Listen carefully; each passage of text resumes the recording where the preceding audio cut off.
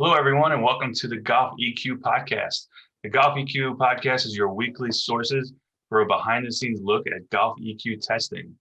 This week, we are taking a look at the 2021 driver testing, upcoming additions to the equipment identifiers, and the beginning of fairway wood testing.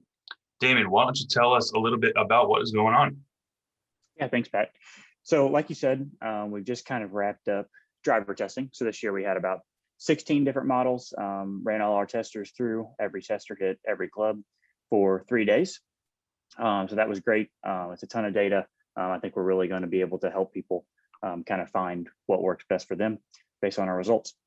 So we're finishing that up. And then immediately after we finish that, we're going to be rolling that out in our EQ report. And then we'll also have the EQ identifier to follow. And then immediately we're going to jump right into fairway wood testing. So the way our testing process is set up, it takes a little bit longer than most people. So we really appreciate everybody being patient as the results are kind of coming out. We know that next year we're going to be able to do these tests sooner and then hopefully get these people the info they need as they're making their buying decisions. Because unfortunately, some people have already bought their season's drivers and some of them found great ones. And then some of them, from what I'm hearing, people may have made a mistake and have maybe bought the wrong ones. And now they're trying to retrofit. How do they adjust the hosel? Do they change the shaft? That kind of thing.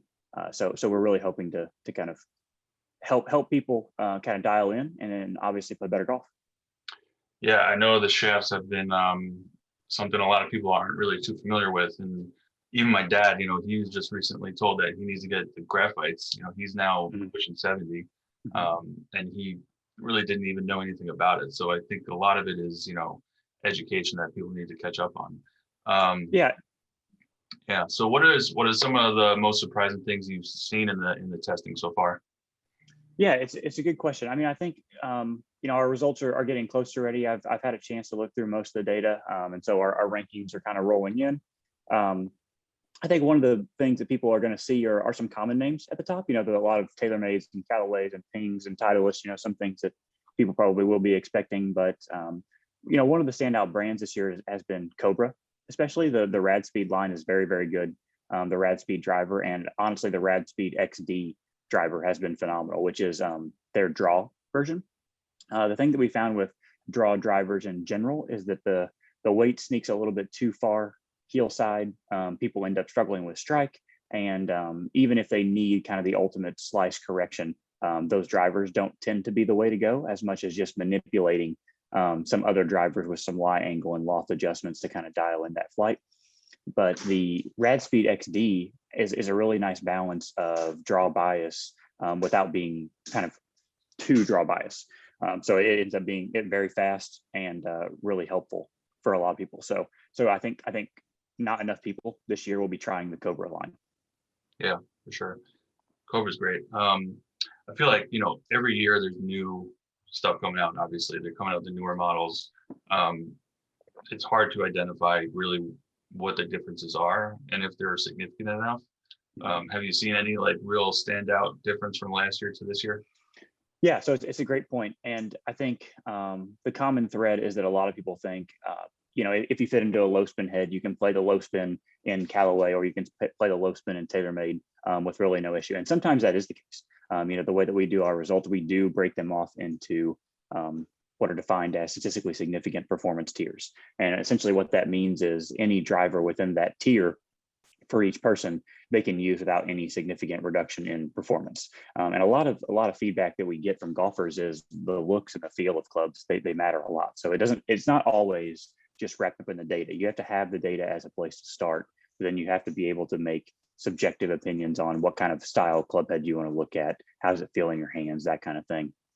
And so directly to your point, usually what ends up happening is there's a list of 2 to 3, maybe 4 drivers that a player can play without significantly reducing their performance. After that, their performance does start to drop by multiple shots per round, according to the data that we've been able to collect. Interesting. So you mentioned the data you collect. How is that collected? How is it scored? How do you conduct the testing? Yeah, that's good. All excellent questions. So we collect all data using the Foresight GC Quad launch monitor. We have a testing facility that's set indoors, so it's climate controlled. It's always the same temperature. There's no wind. There's nothing like that allows any kind of subjective response from the golfer. And so each golfer comes in. They test 4 clubs per day. They hit 12 shots with each club, and they do that session 3 times with each club. So it's a total of 36 shots per club per tester. And then this year we tested swing speeds ranging from 74 miles per hour all the way up to 121 miles per hour. And then we have angle of attack deviations from about -6 down to +7 up. And then we go club path around -8 left all the way to about +5 right. So we've spanned the entire kind of gambit of what your average golfer will be swinging, and that's what kind of allows us to pull out the differences of performance per each club based on a given delivery, and then kind of deliver those recommendations on a per person basis.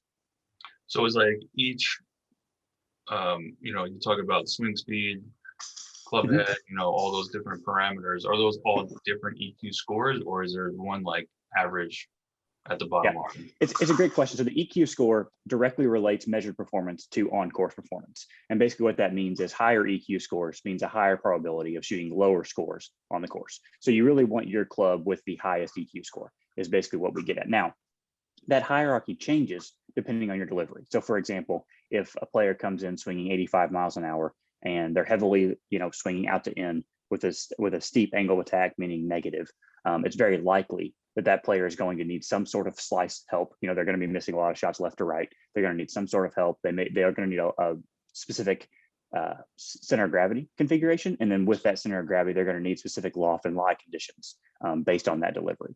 And so depending on relative to that delivery, their EQ score hierarchy would be different than somebody that walks in swinging at 125 miles an hour, hitting 3 up and 1 from the inside. So that's where the EQ score can really start to differentiate which products are best for a singular individual versus what is best from an entire group. It can say, within a certain delivery characteristic, the parameters most important are swing speed, angle of attack, club path, face to path, and then strike point are all things that we measure. And based on that matrix of parameters, essentially, the EQ score then starts to pull out which clubs are most likely to be best to them. And again, like I said, we differentiate them into statistically significant categories. So usually it ends up being 2 or 3 clubs that are best for that person. And then those are all going to be presented in our EQ, driver identifier. Very cool.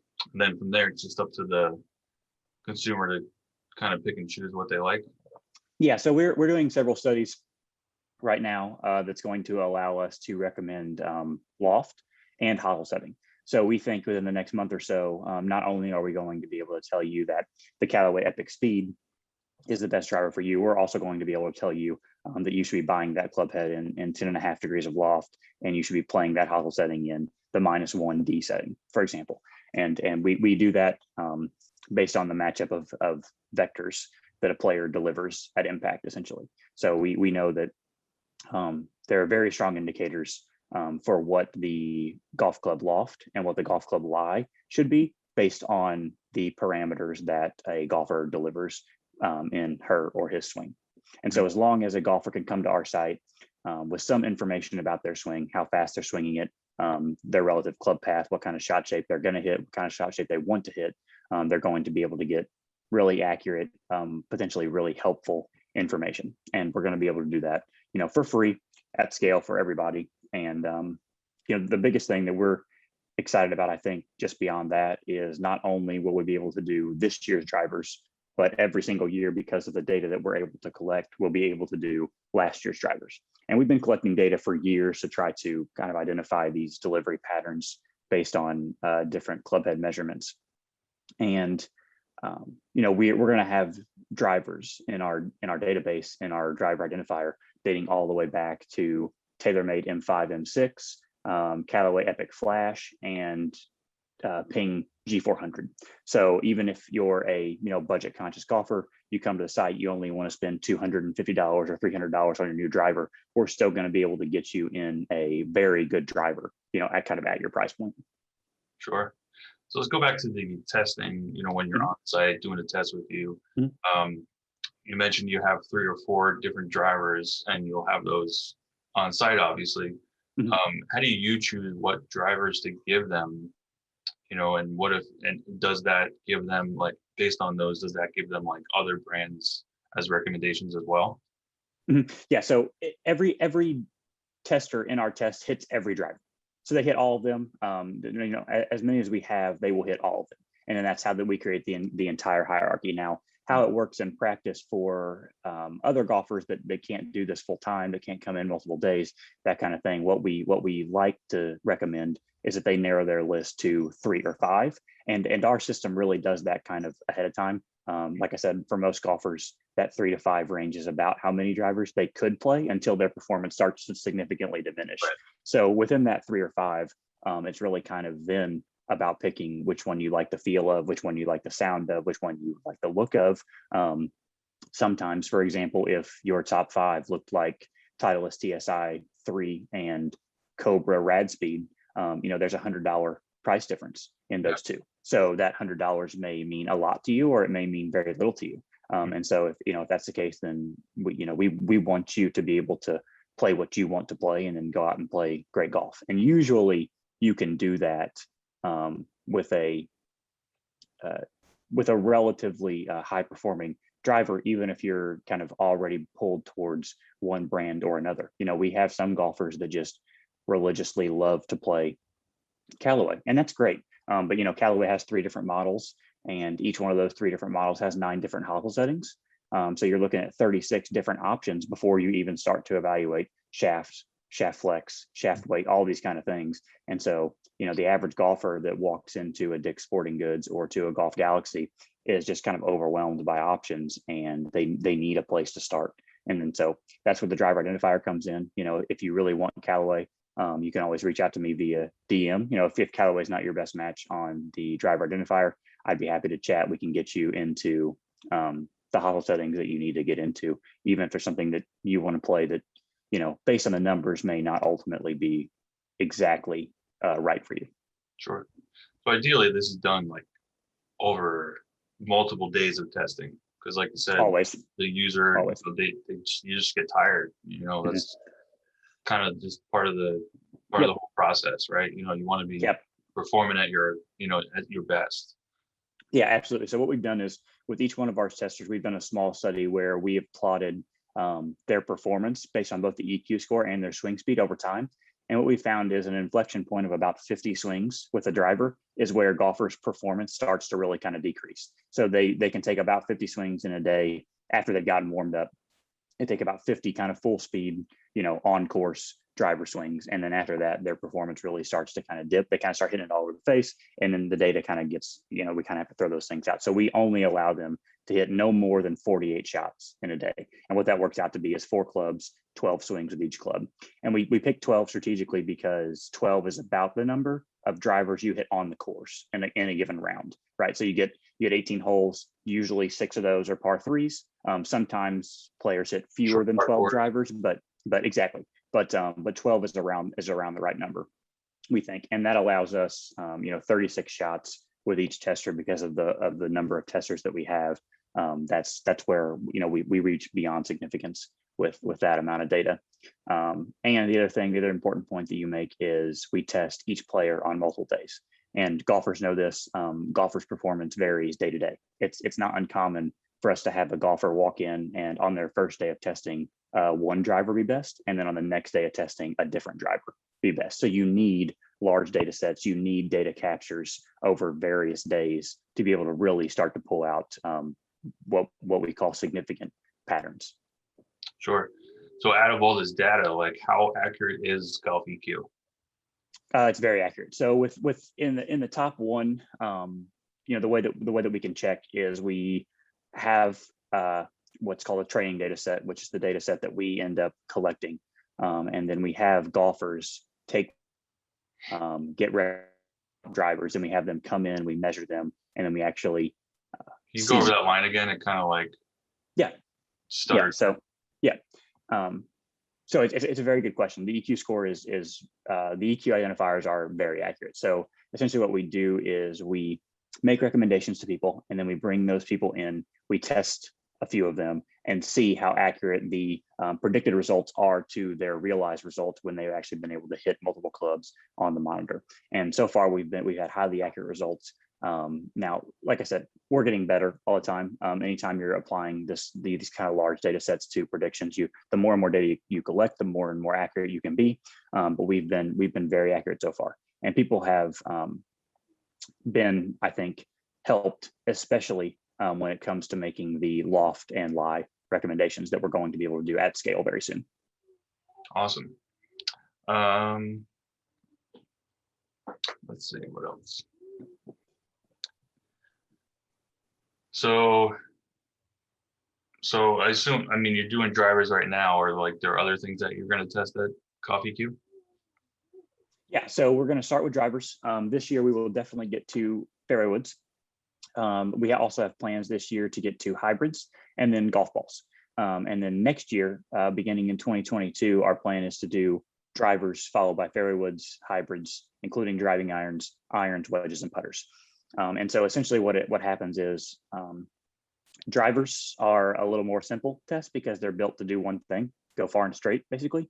Fairway woods become a little bit harder because those become about hitting a specific number for each player. There's also nuances of hitting it off the tee versus hitting it off of the fairway.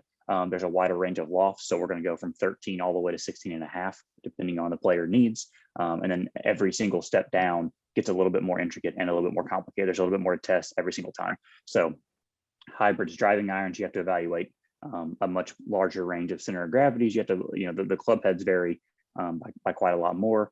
Going into irons, not only are we going to evaluate iron models, but we need to know at what point golfers need to start transitioning out of blade sets into cavity backs, out of cavity backs into game improvement irons, out of cavity backs into hybrids, et cetera, et cetera. High lofted fairway woods, we're going to mix all of that in.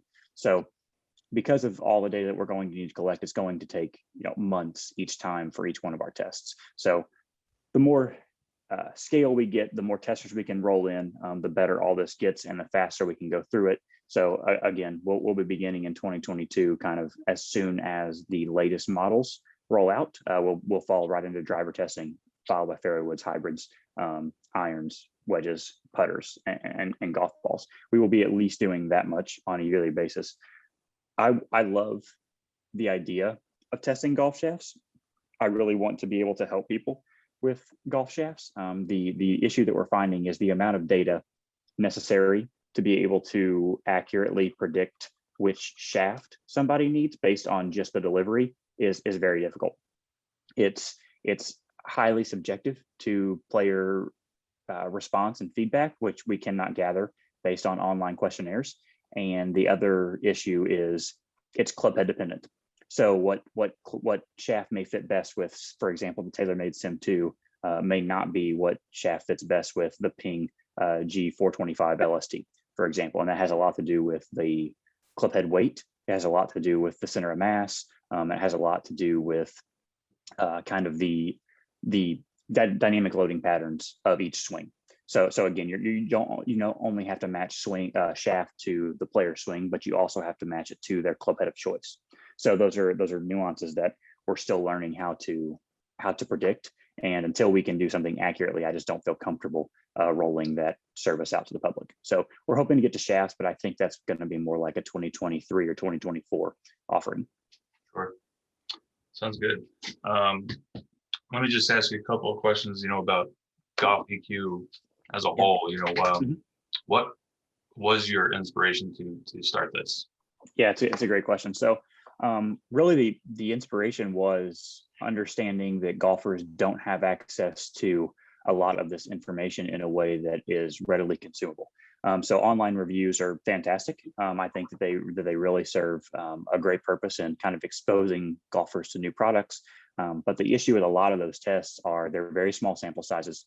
They usually only have 1 to 2 testers. Even at large scale testers, you still only get one hierarchy. And that hierarchy is just what driver, in what order is best for the people of that test. There is no extrapolation. There is no continuation of that data onto golfers as individuals. So for example, you and I are sitting here, we're very different golfers, right? And so what's best for you isn't necessarily what's best for me. And usually those two things are also not what's best for the group, right? The majority of golfers swing their driver under 100 miles an hour. The majority of amateur golfers swing less than 100 miles per hour. So if you're a golfer that swings over 100 miles per hour, it's logical to believe that whatever is best for the quote unquote majority of golfers is most likely not going to be best for you. And that's where kind of the traditional online review content really falls short. And so that was the impetus to kind of create this service that could do it. And it's just very difficult to replicate with human beings. It takes a lot of time. You have to go in depth into each people. And so we've used a system of machine learning algorithms to automate that process. And we think we've done it really well. The second thing is, if you do go for an in-person fit, the problem is, like I said, you need to be testing a singular product category over multiple days of testing, and you have to hit a lot of shots to be able to pull out those patterns. And traditional club fitting sessions, they may last an hour, or they may last 4 hours, and you may hit one product, or you may hit your entire bag within that session. And what we're finding is that's just simply not enough time to be able to start from zero and go all the way to your best product reliably. And so what we hope to do with products we have coming down the line is work with those club fitters, be able to provide those clients with their recommendations to begin with, so that they're never starting from zero. They're starting halfway or 90% of the way home. And then that club fitter can be there to help guide them for the last 10% to really dial in kind of their personalized performance. So again, yeah. That makes a lot of sense, because I'm ready to move on to new irons. Mm-hmm. And you can use me as an example. Like, I've been playing for 7-8 years. I'm like a 16, 17 handicap. And I've had the same set of Cobras for that whole time. So, I'm ready to move on. And I was always thinking like, yeah, I should absolutely get fitted, but I'm a very average height, average weight. Like, is that something you would recommend for somebody like me? Yeah. So I think going and getting fit personally with a professional club fitter who is very knowledgeable, who has a large array of club heads and club shafts that you can try, is fantastic. But in iron fitting, one of the largest holes is that you're only going to go in and test the 6 iron or the 7 iron. That's not going to give you very much information about how you should build out your entire set. For example, do you start at pitching wedge and go all the way to 4 iron? Do you start at pitching wedge and go to 5 iron? Do you go gap wedge to 6 iron, for example? And then when you stop your irons, do you blend in a hybrid? Do you go high lofted fairway wood? Is a driving iron there? Do you need to go with a combo set of irons, right? Should you go with something that has a slight cavity in your pitching wedge 9 iron, 8 iron, and then all of a sudden jump to a somewhat larger, cavity in your 7 iron, 6 iron, 5 iron? Those are all things that we're going to be able to pull with our data insights about, based on, again, your swing speed, your delivery, how and when you should be breaking off into those different iron models, so that when you go into your club fit and you hit those 7 irons and you fall in love with one and you get your great fit, you can build out your entire set with really good knowledge about how you're going to be able to translate that performance you just had onto the golf course.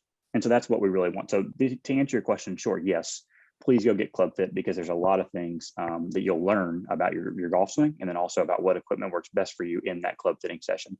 But I would recommend everybody begin with the knowledge base that we'll provide, and then follow up with the in-person club fit. Because at the very least, once you've gotten our recommendations and kind of the readout of your report and why those particular products are going to fit you, you'll be well armed to walk into that club fitting session, kind of, and hit the ground running, versus have to take an entire education and then kind of use up your time doing that. Sure. That makes sense. That makes me feel better too. Yeah, and that's the other thing too, is we're very sensitive to the fact that golf club fitting is expensive.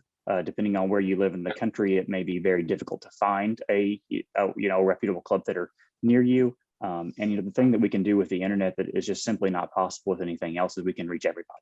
As long as you have internet access, our service is completely free. You can use it as many times as you want to. Anytime you think you've gone, you're working on your swing, you go through a swing change, you think, oh, my driver was fitting, last month, but I've significantly changed my delivery patterns. I need a new driver, or maybe I need to just adjust the hosel settings of my current driver. You can go back through our process. You can have that that information readily available to you without having to pay for it each time.